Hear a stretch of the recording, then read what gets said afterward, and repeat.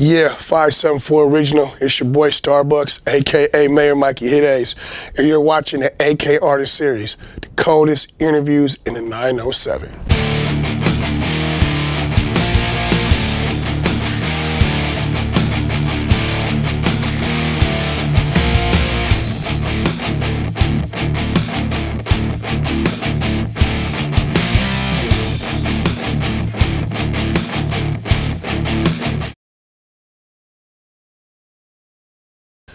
It's a good question. I started with a group in '02, and then once we went our separate ways, I became much more dedicated and serious with music since about '06. So I'll just say from '06 till now, so about 10 years. I got a lot of them. I like different people for different reasons. But if you want to go lyrically and musically, I love Pac, Nas, Scarface, Outkast, E40, you know what I mean? And then there's other guys that I like for different reasons. I like Jay-Z, the way he's transitioned into corporate, millionaire. I like guys like Ice Cube, he's independent, films, movies, Ice-T, you know what I mean? Now he, 1 minute he was saying cop killer, now he plays a cop on daytime television. You got guys like Snoop that transcend time. Everybody knows Snoop's a Crip. He's a gangster and smokes pot. I've seen Snoop on kid shows. I've seen him on Larry King. He's accepted worldwide, you know what I mean? So different people for different reasons, you know what I mean? Yeah, there's a few, man. More so musicians. And then, I've worked with a lot of the local rappers here, because I think unity is really important. So I've done a lot of work with a lot of the local rappers, but I want to reach out to some more musicians. I'm into live music, so there's a few musicians here that play different instruments and stuff. I want to reach out to them and see if I can either do some joint projects with them or some live performances with them. Put them on a track. Oh yeah, of course. My whole last project, 90% of it was fusion music, where I had, bass player, guitar, drummers. I did a lot of work with Diamond Fuller, the drummer on that last project, so. Yeah, there's a couple. I'm a huge R&B fan, so my ultimate artist to work with would be R. Kelly.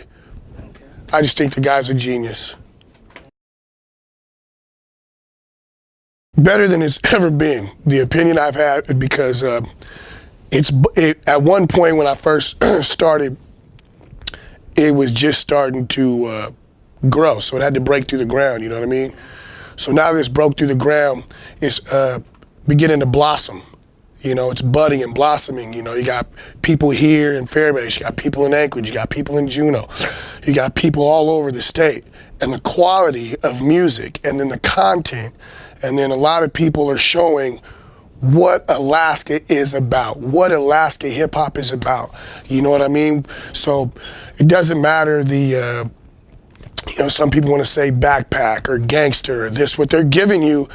They're giving you quality music, and if you're listening to the quality artists from the state of Alaska, they're giving you a view. They're painting a picture for you of what's going on in your hoods, what's going on in your community, and in politics, and in the, you know what I mean?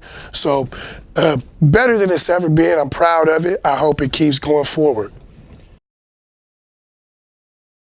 I almost wouldn't change anything because of this. Us being from Alaska, we're always considered, like, some people don't even know that Alaska's part of the United States. So basically I always feel like we're swimming against the current, we're going against the grain. But I've also noticed when I leave the state of Alaska and go to the 48 states, no disrespect to any of them, Alaskans got a bit of an edge, a bit of a I gotta prove myself, chip on their shoulder. Because of that factor, you know what I mean? I wouldn't change it. The right people are gonna break through. If they're motivated, they're hungry enough, they're gonna break through. You know what I mean? My buddy Bishop, he gave me, he said, controlled chaos. That is what he said to me before, and I've stuck with it.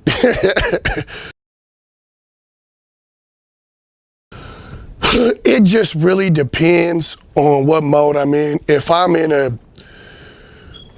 punchline mode and I'm just, being funny, being a smart ass, being a jerk, rapping, they come pretty easy. But sometimes you hit these stretches where you have to do personal music. And if it's personal and it's genuine and you're allowing yourself to be vulnerable, that work is always harder. Yeah, especially the new project that I have, my solo project coming out, Whiskey, Weed, and Women. That's why it's taken so long to come out, is because it's a lot of personal music, a lot of personal things that I experienced in my life, from learning to become a man, a better man, a father, health issues, legal issues, you know what I mean? So, yeah, it's all about my personal experiences with life. I've always been into, I'm an avid reader. A lot of people don't know that. I read a lot. But I've always been into stories, and I think that music is a story. So, that's what inspires a lot of my lyrics and inspires me to write. I'm a writer, you know what I mean? I can write music, I can write short stories, I can write poems, I can write skits and sketches, you know what I mean? But I just like to, now I like to honestly do it in the form of music now and rap, so. Oh, I can tell you I've had two that literally sent chills up my spine. I'm not the biggest guy, so one of these shows, I literally took my shirt off. No, I did one show. If you look at my Instagram, there's a picture. And I had told the entire crowd, put your hands up. I said, everybody, this motherfucker, put your hands up. And they put their hands up. Moral of the story to that show, it was me. I opened up, it was Ab-Soul and Schoolboy Q. Me and those two. It was nobody else. Knew the show was coming a month prior. Had a DJ. Had a backup guy, and a person to help me push and sell merchandise. Everyone fell through. So I literally walk into the venue, merchandise in hand, set up my merchandise, give the sound man my music, because normally I only perform with the DJ. And give them my music and everything, and they're like, are you ready? I'm like, let's go. And the place was jam-packed. The energy was so unreal and so electric, like I could feel it. You know what I mean? And prior to walking on stage, I was fucking pissed off. These are people that I have been depending on and been working with for some time. And they knew this event was coming. So the crowd was electric. Even when I think about it, man, I get goosebumps. I'll never forget it, Eugene, Oregon, Wow Hall. Ab-Soul, Schoolboy Q. And then the other time was I opened up for YG in Eugene, Oregon again. And gosh, man, the crowd, it was just a crowd. It was just, you know what I mean? Like the love. Like I told you, I got a small frame. It was so hot. It was so, because it was nearly 100-degree day that day, but it was so hot inside the venue that I fucking came out of my shirt and came out of my stuff, you know what I mean? And I think that's when I turned into a sex symbol. No, I'm joking. Yeah, no. Only one time I took my shirt off, but those are the two times, man. I remember those vividly. And it was also, those were the last performances I did prior to me getting hauled off to prison. So, oh shit, I got two of those. Came out, live band, fucking packed house. There's like a curtain, right? There's like this fucking curtain. And yeah, my bandmates are trying to get by. So instead of like stopping and letting them go by, I decide to move the curtain and step, you know what I mean? Trying to create some extra space. Well, there was no fucking stage past the curtain. So I literally fall past the curtain in between the stage and a speaker in front of a packed house. And then I fucking got up, started performing, and I was actually hurt. I actually got hurt, but started performing and forgot some fucking lyrics because I was so out of it. I was like, I just fucking fell in front of like 1,000 people. What the, you know what I mean? So, yeah. Then a week later to the day, I was at another venue up the road. Again, fucking packed house. And I'd already told myself, be aware. Fuck, man. I fell off the stage again while I was performing, but I fell on my feet, but I was already hurt from the previous week before. So all I did was re-aggravate everything. So those were the two worst performances because I fucking fell, man, in front of people. So that's never fun. I'm stage conscious now, though.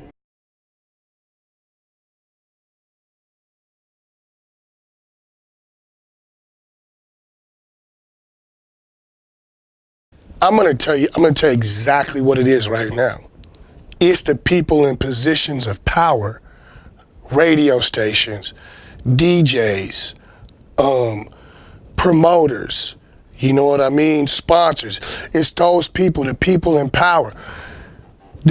Certain aspects of the community, they're supporting the movement, they're supporting the music. But these people in power, you got 98.1, K-Wolf, they don't spin no local records. You're not breaking no local records. You got DJs, running around this city, spinning in clubs. They not spinning no local records. I got a fucking problem with that. That's the problem. It ain't the artists, it's not the quality of music, it's the people in positions of power that aren't opening doors for motherfuckers to come in and, here, spin my record, interview me one time, spin my record one time. It's mixed, it's mastered, it's edited.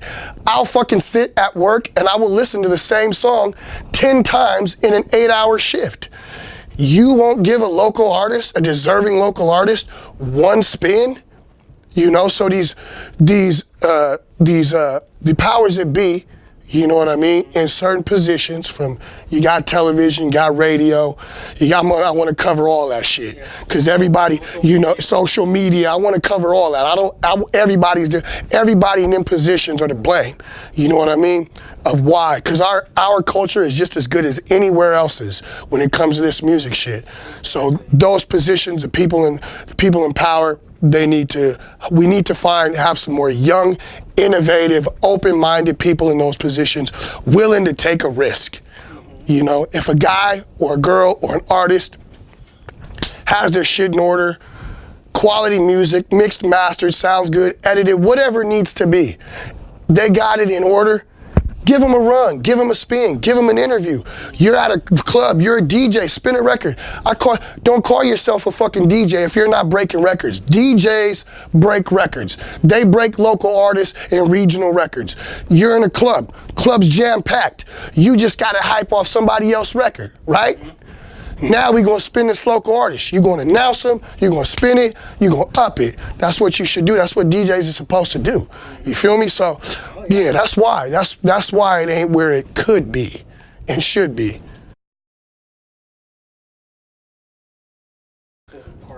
Well, for one, I take into account who's giving the constructive criticism.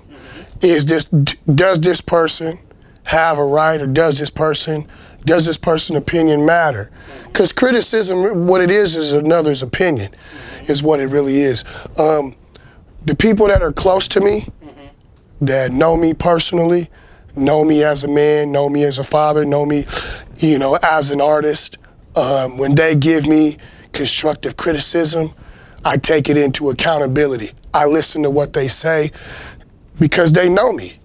They know. Hey man, like I got a buddy, you know, D-Boy, Danny McKinney, man, he tells me, hey man, that shit was whack. Or, you know, me and Bishop Slice did a couple of records together. He said, hey, you're saying nigga too much. Stop.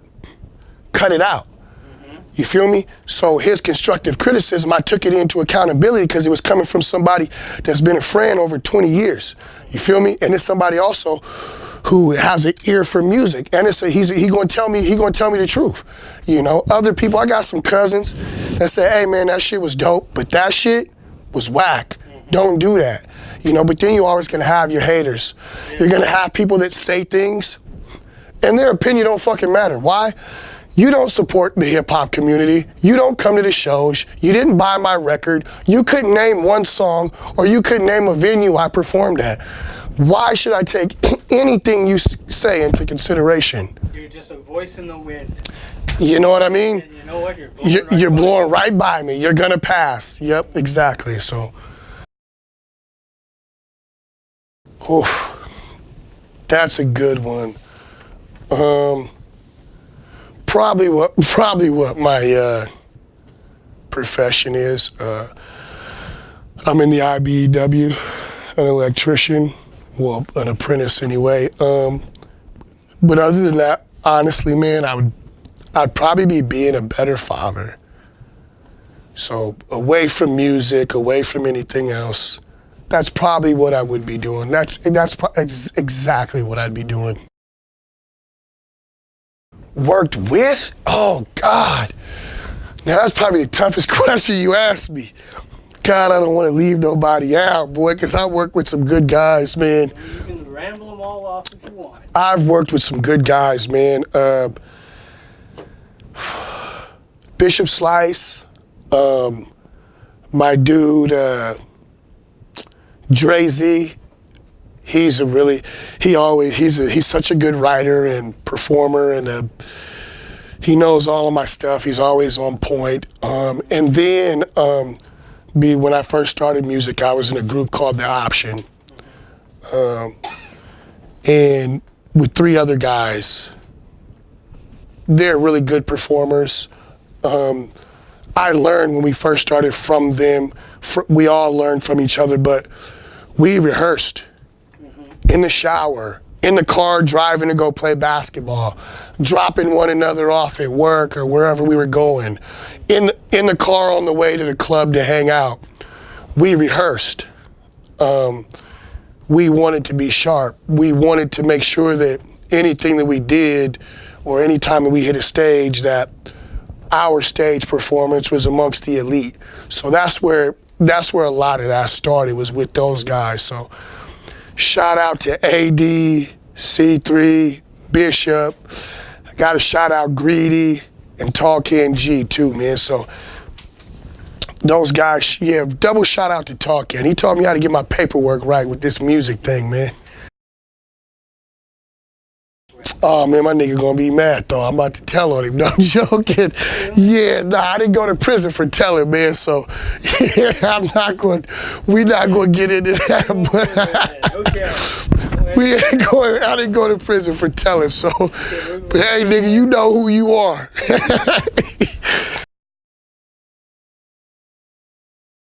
I'm from here, man. Travel the country, man. I'm just a kid from the south side of town, but I firmly believe putting back into your community, whatever the fundraiser may be. They ask me to do it, I'm willing to do it. If it's for a good cause, you know what I mean? I would like to see more fundraisers for education. I'm big on education, so fundraisers for education and, you know, cancer and different things, whatever, mainly pertaining to the community. You know what I mean? Whether it be someone going off to college or someone passing away and you have to, you know, help the family out. You know what I mean? So I'm from here. I wouldn't be where I'm at today. I wouldn't be the person that I am. I wouldn't be able to talk about the things or the experiences I had if it wasn't for here. So when it come to, you know, performing for a fundraiser or being involved in it, I don't have no problem as long as it's for the right cause. I got 2. There's 2. Like I said, I'm from Southside Fairbanks when I grew up here. So I would like to see, in my vision, dream performance, I would like to be the headlining act, either at the Herring Auditorium. Shout out to Silver. He used to let us in there when we was at high school, and we'd bring girls in there and stuff, and Puff in there and shit. He's a hall monitor. Shout out to Silver though. That was what's up, man. I've always wanted to perform there, or Carlson Center. You know what I mean? I want to bring it home. I want to, you know what I mean? It's all about home. It's all about here. It's all about where I'm from. The most important thing that we need to do is put Alaska on the map. They still think this is a foreign country. They get like 25% of their oil from us, but they think we're some foreign country.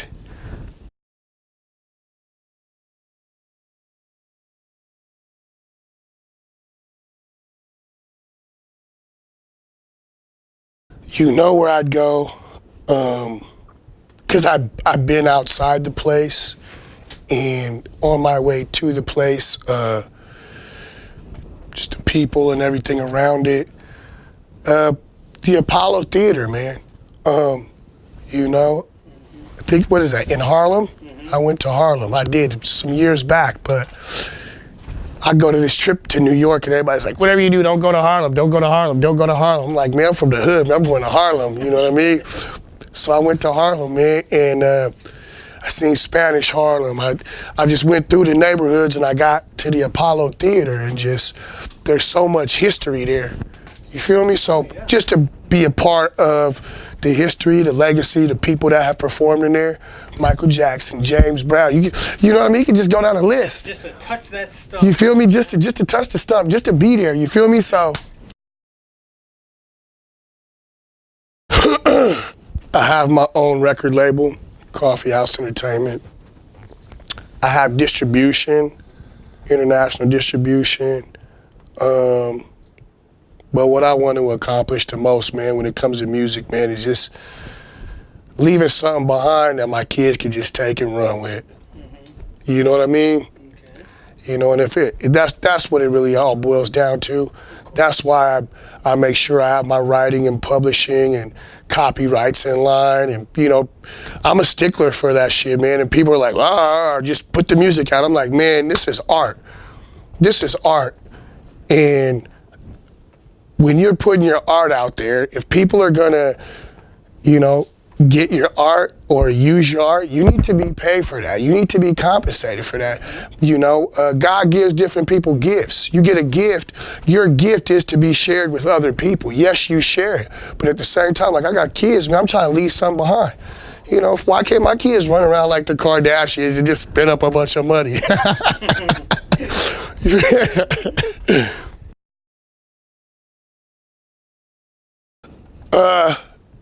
Has a lot to do with the success of an artist now, because it's different. When I first started, a lot of my people are like, man, how'd you get such a big social network? Well, I did a lot of groundwork, passing out flyers, putting up posters, shaking hands. That was prior to social network. And prior to me getting on social media, shout out to Tubby, because Tubby is the one that pushed me to get on social media. I was a street nigga. I was in the streets. I'm like, man, I'm not getting on no MySpace. I'm not getting on no Twitter, no Facebook. I don't need to be seen more than, you know what I mean? They gonna get the music. You feel me? They know who I am. Yeah, I had an old school approach, but he was like, bro, look, this is where it's at. And Tall Can G2 told me that too. Tall Can, when MySpace had started popping, he's like, man, you gotta get on social media. You gotta fuck with the internet. And I was like, man, nah, bruh, like, seen and not heard, you feel me? But now, the thing about social media is it gives you so much power. It gives the individual, it gives the independent, it gives the artist so much power, but it could also strip you of everything that it gave you in a matter of seconds. And some people don't realize that. So when I first started social media, I was new at it. So, you know, I put my personal business out there and, you know, torch somebody because they made me mad or pissed me off, you know what I mean? But your people are watching you.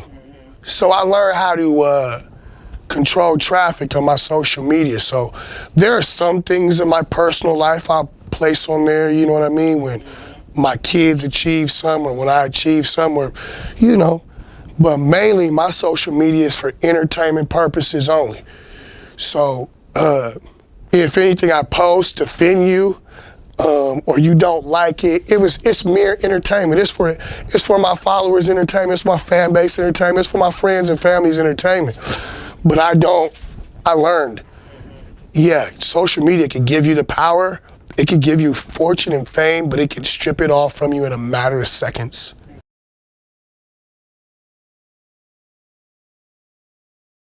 I heard that, 04, 05 from, once again, guy gave me a lot of game about the industry, talking. And shout out to Jesse Brooks too. Where you at, Jesse? What's up, Jesse?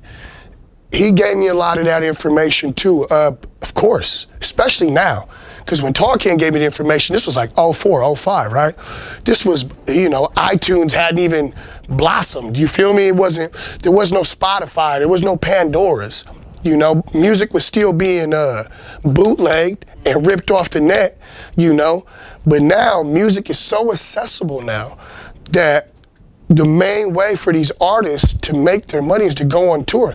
And me being a fan of music, you want me to go and buy your records, you want me to go and download it. If I sit in front of you and I watch a show and I pay for a ticket to get up close and see you, I want to fucking see you sweat bead. I want to see you give a good live show. And you know what? Ever since the internet has made music easy to get and so accessible, I have seen the quality of live performances and music go up 110%.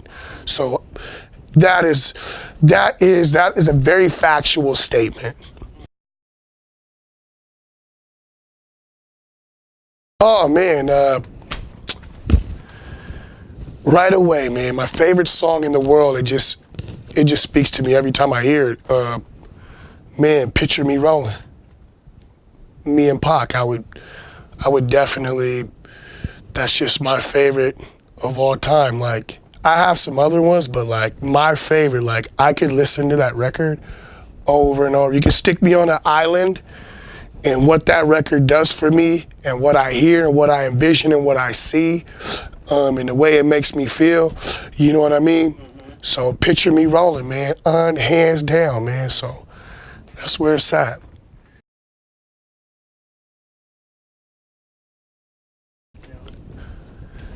Shout out to my fan base, man. They've been rocking with me for a minute. Be on the lookout. A compilation coming from Tubby. I'm on it, got some few records on it. Tequila Sunrise. Be on the lookout of a project I'm really proud of that me and Bishop Slice have coming out, Cold Hearts and Car Hearts. And also be on the lookout for, the long awaited Whiskey, Weed, and Women. All that stuff is coming this summer. And for my fan base in Alaska and in the Northwest, keep supporting your local music. Support what's slow. Especially if you're from Alaska, man. Support what's slow. Support the quality music. Support the people really grinding and really putting time into this and their money into this and their full effort. You know what I mean? And that's all I got to say. You know how you can find me. You can find me on Twitter, The Real Starbuks, Starbuks. You can find me on Facebook, Starbuks fan page. Find me on ReverbNation.com/STARBUKS. You know what I mean? Get on your iTunes. You want some music? You want my last 2 albums? Get on iTunes. Look me up, Starbuks, STARBUKS. You feel me? You want some mixtapes? Go to that Piff. Type my rap name in. You get a couple mixtapes out of there. You know what I mean? DJs, start breaking local records. Those niggas gonna start breaking off in there in your ass. You feel me? Radio station disc jockeys, start breaking local records, or we gonna start boycotting your shit and not let you sponsor none of our events. You feel me? And so that's what it come down to, man. Support the movement, man. 574 Original. I'm out this bitch.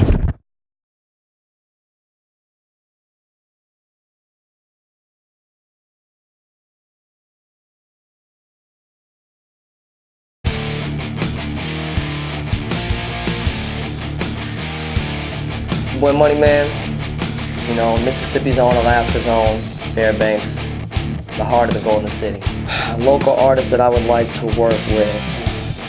The Alaska hip hop scene, it's spontaneous, things that usually happen, whether it be a relationship ending or starting, or best concert performance. It's a big dream and it's a reach, but it's very doable. The biggest or second biggest reason why artists either rise or fall.